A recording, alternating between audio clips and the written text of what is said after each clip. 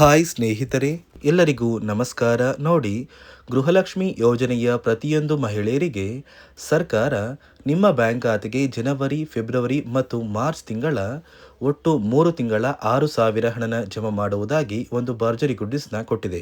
ಆದರೆ ಸುಮಾರು 2 ಲಕ್ಷಕ್ಕಿಂತ ಅಧಿಕ ಮಹಿಳೆಯರಿಗೆ ಈ ಒಂದು ಹಣ ಕ್ಯಾನ್ಸಲ್ ಕೂಡ ಆಗಿದ್ದು, ನಿಮ್ಮ ಬ್ಯಾಂಕ್ ಖಾತೆಗೂ ಕೂಡ ಕ್ಯಾನ್ಸಲ್ ಆಗುವ ಸಾಧ್ಯತೆ ಇದೆ. ನೋಡಿ ವೀಕ್ಷಕರೇ, ಕರ್ನಾಟಕದ ಪ್ರತಿಯೊಂದು ಫಲಾನುಭವಿಗಳಿಗೆ ಸರ್ಕಾರ ಇಂದು ಶನಿವಾರ ಏಪ್ರಿಲ್ 18ರಿಂದ 24 ಜಿಲ್ಲೆಗಳ ಪ್ರತಿ ಫಲಾನುಭವಿಗಳಿಗೆ 3 ತಿಂಗಳ ಗೃಹಲಕ್ಷ್ಮಿ ಹಣನ ಸರ್ಕಾರ ಜಮಾ ಮಾಡ್ತಾ ಇದೆ. ಈ ಒಂದು ಹಣನ ನೀವು ಪಡಿಬೇಕು ಅಂದ್ರೆ ಗೃಹಲಕ್ಷ್ಮಿಗೆ ಈ ಏಪ್ರಿಲ್ ತಿಂಗಳಲ್ಲಿ ಮರು ಅರ್ಜಿನ ಹಾಕೋದು ಕಡ್ಡಾಯವಾಗಿದೆ ಮತ್ತು ಹೊಸ ನಿಯಮಗಳನ್ನ ಪಾಲಿಸಬೇಕು. ಅದೇ ರೀತಿ ರೇಷನ್ ಕಾರ್ಡ್ ದಾರರಿಗೂ ಸರ್ಕಾರ ಗುಡ್ ನ್ಯೂಸ್ಗಳನ್ನ ಕೊಟ್ಟಿದ್ದು, ಆ ಒಂದು ಮಾಹಿತಿ ಏನು ಅಂತ ತಿಳಿಸ್ಕೊಡ್ತಾ ಇದ್ದೀನಿ. ಅದಕ್ಕಿಂತ ಮೊದಲು ನೋಡಿ ವೀಕ್ಷಕರೇ, ನೀವೇನಾದ್ರೂ ಇನ್ನೂ ಕೂಡ ನನ್ನ ಚಾನೆಲ್ನ ಸಬ್ಸ್ಕ್ರೈಬ್ ಆಗಿಲ್ಲ ಅಂದ್ರೆ ದಯವಿಟ್ಟು ಪ್ರತಿಯೊಬ್ಬರು ಚಾನೆಲ್ನ ಸಬ್ಸ್ಕ್ರೈಬ್ ಮಾಡ್ಕೊಳ್ಳಿ, ಹಾಗೆ ವಿಡಿಯೋಗೆ ಒಂದು ಲೈಕ್ನ ಕೊಡಿ. ಹೌದು ವೀಕ್ಷಕರೇ, ಸರ್ಕಾರ ಪ್ರತಿಯೊಂದು ಗೃಹಲಕ್ಷ್ಮಿ ಯೋಜನೆಯ ಫಲಾನುಭವಿಗಳಿಗೆ ಭರ್ಜರಿ ಗುಡ್ಡಿಸ್ನ ಕೊಟ್ಟಿದೆ. ನಿಮ್ಮ ಬ್ಯಾಂಕ್ ಖಾತೆಗೆ ಸರ್ಕಾರ 27, 28 ಮತ್ತು 29ನೇ ಕಂತಿನ ಹಣ ಅಂದರೆ ಜನವರಿ, ಫೆಬ್ರವರಿ ಮತ್ತು ಮಾರ್ಚ್ ತಿಂಗಳ ಒಟ್ಟು 6,000 ಹಣನ ಫಲಾನುಭವಿಗಳಿಗೆ ಜಮಾ ಮಾಡುವುದಾಗಿ ಭರ್ಜರಿ ಗುಡ್ಡಿಸ್ನ ಕೊಟ್ಟಿದ್ದು, ಈ ಬಾರಿ 2 ಲಕ್ಷಕ್ಕಿಂತ ಅಧಿಕ ಮಹಿಳೆಯರಿಗೆ ಹಣ ಕ್ಯಾನ್ಸಲ್ ಆಗಿದೆ ಮತ್ತು ಸಾಕಷ್ಟು ಫಲಾನುಭವಿಗಳಿಗೆ 6,000 ಹಣನ ಸರ್ಕಾರ ಏಪ್ರಿಲ್ 18 ಶನಿವಾರದಿಂದ ಕರ್ನಾಟಕದ 24 ಜಿಲ್ಲೆಗಳಿಗೆ ಜಮಾ ಮಾಡ್ತಾ ಇದೆ. ಯಾವ ಜಿಲ್ಲೆಗಳಿಗೆ ಹಣ ಬರ್ತಾ ಇದೆ ಅಂತ ತಿಳಿಸ್ಕೊಡ್ತಾ ಇದ್ದೀನಿ. ನೋಡಿ ವೀಕ್ಷಕರೇ, ಮೊದಲಿಗೆ ಬಾಗಲಕೋಟೆ, ಬೆಂಗಳೂರು ನಗರ, ಬೆಂಗಳೂರು ಗ್ರಾಮಾಂತರ, ಬೆಳಗಾವಿ, ಬಳ್ಳಾರಿ, ಬೀದರ್, ವಿಜಯನಗರ, ಚಾಮರಾಜನಗರ, ಚಿಕ್ಕಬಳ್ಳಾಪುರ, ಚಿಕ್ಕಮಗಳೂರು, ಚಿತ್ರದುರ್ಗ, ದಕ್ಷಿಣ ಕನ್ನಡ, ದಾವಣಗೆರೆ, ಧಾರವಾಡ, ಗದಗ, ಕಲಬುರಗಿ, ಹಾಸನ, ಹಾವೇರಿ, ಕೊಡಗು, ಕೋಲಾರ, ಕೊಪ್ಪಳ, ಮಂಡ್ಯ, ಮೈಸೂರು, ರಾಯಚೂರು, ರಾಮನಗರ, ಶಿವಮೊಗ್ಗ, ತುಮಕೂರು, ಉಡುಪಿ, ಉತ್ತರ ಕನ್ನಡ ಮತ್ತು ಯಾದಗಿರಿ ಈ ಜಿಲ್ಲೆಗಳ ಪ್ರತಿಯೊಂದು ಫಲಾನುಭವಿಗಳಿಗೆ ಸರ್ಕಾರ ಒಟ್ಟು 3 ತಿಂಗಳ ಗೃಹಲಕ್ಷ್ಮಿ ಯೋಜನೆಯ 6,000 ಹಣನ ಪ್ರತಿ ಫಲಾನುಭವಿಗಳಿಗೆ ಜಮಾ ಮಾಡ್ತಾ ಇದೆ.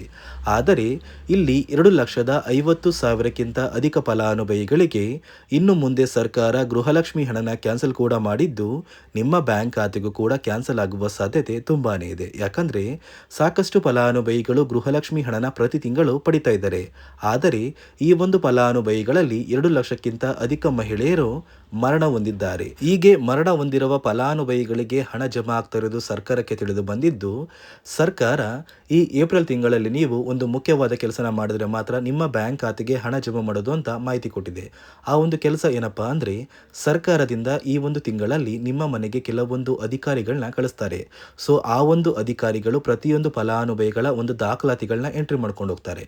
ಒಂದು ವೇಳೆ ಗೃಹಲಕ್ಷ್ಮಿ ಫಲಾನುಭವಿಗಳು ಮರಣ ಹೊಂದಿದ್ರೆ ಅವರ ಹೆಸರನ್ನ ಗೃಹಲಕ್ಷ್ಮಿ ಯೋಜನೆಯಿಂದ ಕ್ಯಾನ್ಸಲ್ ಮಾಡ್ತಾರೆ ಮತ್ತು ಯಾವ ಫಲಾನುಭವಿಗಳಿಗೆ ಹಣ ಬರಬೇಕು ಆ ಒಂದು ಫಲಾನುಭವಿಗಳ ಒಂದು ಹೆಸರನ್ನ ಸರ್ಕಾರಕ್ಕೆ ಕೊಡ್ತಾರೆ. ಆ ಒಂದು ಹೆಸರಿನ ಆಧಾರದ ಮೇಲೆ ಪ್ರತಿ ಫಲಾನುಭವಿಗಳಿಗೆ ಗೃಹಲಕ್ಷ್ಮಿ ಹಣ ಬರುತ್ತೆ ಮತ್ತು ಪ್ರತಿ ವರ್ಷವೂ ಕೂಡ ನೀವು ವರ್ಷದ ಕೊನೆಯಲ್ಲಿ ಗೃಹಲಕ್ಷ್ಮಿಗೆ ಮರು ಅರ್ಜಿನ ಹಾಕೋದು ಕಡ್ಡಾಯವಾಗಿದೆ. ಹೀಗೆ ಮರು ಅರ್ಜಿನ ನೀವು ವರ್ಷದ ಕೊನೆಯಲ್ಲಿ ಹಾಕಬೇಕಾದ್ರೆ ನೀವು ಹೊಂದಿರುವ ಲೈಫ್ ಸರ್ಟಿಫಿಕೇಟ್ನ ಕೊಟ್ಟು ಮರು ಅರ್ಜಿ ಹಾಕೋದು ಕಡ್ಡಾಯ. ಯಾಕಂದರೆ ಆ ಒಂದು ಸರ್ಟಿಫಿಕೇಟ್ನ ಆಧಾರದ ಮೇಲೆ ಫಲಾನುಭವಿಗಳಿಗೆ ಮುಂದಿನ ತಿಂಗಳಿಂದ ಗೃಹಲಕ್ಷ್ಮಿ ಹಣನ ನಾವು ಜಮಾ ಮಾಡ್ತೀವಿ ಅಂತ ಸರ್ಕಾರ ಆದೇಶ ಕೊಟ್ಟಿದೆ. ಈಗಾಗಲೇ ಸರ್ಕಾರ 3 ತಿಂಗಳ ಗೃಹಲಕ್ಷ್ಮಿ ಯೋಜನೆಯ 6,000 ಹಣನ ಜಮಾ ಮಾಡಿದೆ ಮತ್ತು ಈ ಒಂದು ಹಣಕ್ಕೆ ಕೆಲವು ನಿಯಮಗಳನ್ನ ಕೂಡ ಜಾರಿಗೆ ತಂದಿದೆ. ಅದೇ ರೀತಿ ರೇಷನ್ ಕಾರ್ಡ್ ಹೊಂದಿರುವ ಪ್ರತಿಯೊಂದು ಕಾರ್ಡ್ದಾರರಿಗೂ ಕೂಡ ಸರ್ಕಾರ 3 ಮುಖ್ಯವಾದ ಭರ್ಜರಿ ಗುಡ್ಡಿಸ್ನ ಕೊಟ್ಟಿದ್ದು, ಮೊದಲ ಒಂದು ಗುಡ್ ನ್ಯೂಸ್ ಬಂದು ಸರ್ಕಾರ ಹೊಸ ರೇಷನ್ ಕಾರ್ಡ್ಗೆ ಅರ್ಜಿನ ಸ್ವೀಕಾರ ಮಾಡ್ತಾ ಇದೆ. ನೀವು ಕೂಡ ಹೊಸ ರೇಷನ್ ಕಾರ್ಡ್ನ ಪಡಿಬೇಕು ಅಂದರೆ ಆದಷ್ಟು ಬೇಗ ಅರ್ಜಿನ ಹಾಕಿ. ಅದೇ ರೀತಿ ಎರಡನೆಯ ಒಂದು ಗುಡ್ ನ್ಯೂಸ್ ಬಂದು, ನೋಡಿ ವೀಕ್ಷಕರೇ, ನಿಮ್ಮ ಒಂದು ರೇಷನ್ ಕಾರ್ಡ್ಗೆ ಸರ್ಕಾರ ಈ ಏಪ್ರಿಲ್ ತಿಂಗಳಲ್ಲಿ ಫೆಬ್ರವರಿ ಮತ್ತು ಮಾರ್ಚ್ ತಿಂಗಳ ಒಟ್ಟು 2 ತಿಂಗಳ ಇಂದಿರ ಕಿಟ್ನ ವಿತರಣೆ ಮಾಡ್ತಾ ಇದೆ. 5 ರೀತಿಯ ಆಹಾರ ಪದಾರ್ಥಗಳು ಇರುವಂತಹ 10 ಆಹಾರ ಪದಾರ್ಥಗಳನ್ನ ಸರ್ಕಾರ ಈ ಏಪ್ರಿಲ್ ತಿಂಗಳಲ್ಲಿ ಪ್ರತಿಯೊಂದು ರೇಷನ್ ಕಾರ್ಡ್ದಾರರಿಗೆ ಕೊಡ್ತಾ ಇದ್ದು, ಪ್ರತಿಯೊಬ್ಬರಿಗೂ ಆದಷ್ಟು ಬೇಗ ಈ ಒಂದು ಸೌಲಭ್ಯ ಸಿಗ್ತಾ ಇದೆ. ಅದೇ ರೀತಿ ಮೂರನೆಯ ಒಂದು ಗುಡ್ ನ್ಯೂಸ್ ಬಂದು, ಇನ್ನು ಮುಂದೆ ನೀವು ಉಚಿತ ಅಕ್ಕಿ ಪಡಿಬೇಕು ಅಂದರೆ ಆ ಒಂದು ಬಯೋಮೆಟ್ರಿಕ್ ಮಷಿನ್ ಮೇಲೆ ಬೆರಳಿಡುವಂತಹ ಅವಶ್ಯಕತೆ ಇಲ್ಲ. ಯಾಕಂದರೆ ಇದೀಗ ಸರ್ಕಾರ ನಿಮ್ಮ ಒಂದು ಬೆರಳು ಆ ಒಂದು ಮಷಿನಲ್ಲಿ ಎಂಟ್ರಿ ಆಗಿಲ್ಲ ಅಂದರೂ ಕೂಡ ಆ ಒಂದು ಅಧಿಕಾರಿಗಳು ಪುಸ್ತಕದಲ್ಲಿ ನಿಮ್ಮ ಒಂದು ಹೆಸರನ್ನ ಬರ್ಕೊಂಡು ನಿಮ್ಮ ಕಾರ್ಡಿಗೆ ಅಕ್ಕಿನ ಕೊಡಬೇಕು ಅಂತ ಸರ್ಕಾರ ಆದೇಶ ಕೊಟ್ಟಿದ್ದು, ಈ 3 ಗುಡ್ ನ್ಯೂಸ್ನ ಪ್ರತಿಯೊಂದು ಫಲಾನುಭವಿಗಳಿಗೆ ಸರ್ಕಾರ ಕೊಡ್ತಾ ಇದೆ. ಇದರ ಜೊತೆಗೆ ನಿಮ್ಮ ಬ್ಯಾಂಕ್ ಖಾತೆಗೆ ಗೃಹಲಕ್ಷ್ಮಿ ಯೋಜನೆಯ ಹಣ ಇನ್ನು ಮುಂದೆ ಬರಬೇಕು ಅಂದರೆ 5 ರೀತಿಯ ಹೊಸ ನಿಯಮಗಳನ್ನ ನೀವು ಪಾಲಿಸಬೇಕು ಅಂತ ಸರ್ಕಾರ ಆದೇಶ ಕೊಟ್ಟಿದೆ. ಅದೇ ರೀತಿ ನೋಡಿ ಸ್ನೇಹಿತರೆ, ಈ ಬಾರಿ ಸುಮಾರು 1 ಲಕ್ಷಕ್ಕಿಂತ ಅಧಿಕ ಫಲಾನುಭವಿಗಳ ಬ್ಯಾಂಕ್ ಖಾತೆಗೆ ಸರ್ಕಾರ ಗೃಹಲಕ್ಷ್ಮಿ ಯೋಜನೆಯ ಹಣನ ಜಮಾ ಮಾಡ್ತಾ ಇಲ್ಲ. ಕಾರಣ ಏನು ಅಂದರೆ, ನಿಮ್ಮ ಬ್ಯಾಂಕ್ ಖಾತೆಗೆ ಡೆಬಿಟ್ ಮೂಲಕ ಹಣ ಜಮಾ ಮಾಡುವಂತಹ ಸಂದರ್ಭದಲ್ಲಿ ಸರ್ಕಾರ ಸಾಕಷ್ಟು ಫಲಾನುಭವಿಗಳ ಒಂದು ಬ್ಯಾಂಕ್ ಖಾತೆಗೆ ಹಣ ಜಮಾ ಮಾಡೋದನ್ನು ಕ್ಯಾನ್ಸಲ್ ಮಾಡಿದೆ. ಯಾಕಂದರೆ ಇತ್ತೀಚೆಗೆ ಹಣಕಾಸು ಇಲಾಖೆ ಜಾರಿಗೆ ತಂದಿರುವ 5 ನಿಯಮಗಳ ಆಧಾರದ ಮೇಲೆ ಪ್ರತಿಯೊಂದು ಫಲಾನುಭವಿಗಳಿಗೆ ಸರ್ಕಾರ ಈ ಒಂದು ಹಣನ ಜಮಾ ಮಾಡ್ತಾ ಇದ್ದು, ಯಾರೆಲ್ಲ ಫಲಾನುಭವಿಗಳು ಈ ನಿಯಮಗಳನ್ನ ಪಾಲಿಸಿಲ್ಲ ನಿಮ್ಮ ಬ್ಯಾಂಕ್ ಖಾತೆಗೂ ಕೂಡ ಹಣ ಜಮಾ ಆಗೋದಿಲ್ಲ. ಹಾಗಾದರೆ ಬನ್ನಿ ಸ್ನೇಹಿತರೆ, ಸರ್ಕಾರ ಜಾರಿಗೆ ತಂದಿರುವ ಆ 5 ಹೊಸ ನಿಯಮಗಳು ಏನು ಅಂತ ನಾನು ನಿಮಗೆ ತಿಳಿಸ್ಕೊಡ್ತಾ ಇದ್ದೀನಿ. ನೋಡಿ ಸ್ನೇಹಿತರೆ, ಮೊದಲನೆಯ ಒಂದು ನಿಯಮ ಬಂದು, ಸಾಕಷ್ಟು ಫಲಾನುಭವಿಗಳು ಹೊಂದಿರುವಂತಹ ಒಂದು ರೇಷನ್ ಕಾರ್ಡ್ ಏನಿದೆ, ಆ ಒಂದು ರೇಷನ್ ಕಾರ್ಡ್ನ ಮನೆಯ ಸದಸ್ಯರ ಪ್ರತಿಯೊಬ್ಬರ ಒಂದು ಆಧಾರ್ ಕಾರ್ಡ್ನ ನಿಮ್ಮ ರೇಷನ್ ಕಾರ್ಡ್ಗೆ ಕಡ್ಡಾಯವಾಗಿ ಲಿಂಕ್ ಮಾಡಿಸ್ಬೇಕು.